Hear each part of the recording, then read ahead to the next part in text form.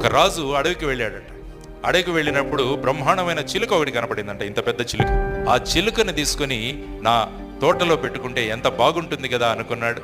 ఆ చిలుకను తీసుకొచ్చి బ్రహ్మాండంగా దానికి బాదము, జీడిపప్పు, పిస్తాలు అన్ని తినిపించడం మొదలుపెట్టాడు. దానికి ఏముంది, హాయిగా కంఫర్టబుల్గా ఉంది లైఫ్. అడవిలో ఉంటే ఎగరాలి, పరిగెత్తాలి, దేన్నో పట్టుకోవాలి, తినాలి, ఎక్కడ జామ పండు ఉందో కనుక్కోవాలి, ఆ చెట్టు మీదకి ఎగరాలి, ఇవన్నీ. కానీ ఇక్కడ ఏం లేదు, మన దగ్గరికి అన్నీ వస్తుంది. ఒక వారం తర్వాత రాజు తన కిటికీ తెరిస్తే ఇది బ్రహ్మాండంగా ఎగురుతూ ఉంటుందేమో అనుకుంటే అది అక్కడే కూర్చుని, ఇదేంటి ఇలా అయిపోయింది, అడవిలో బ్రహ్మాండంగా ఎగిరింది, ఇక్కడేంటి ఇలా కూర్చుందని చెప్పేసి చాలా బాధపడి ఒక ప్రకటన వేయిస్తాడు.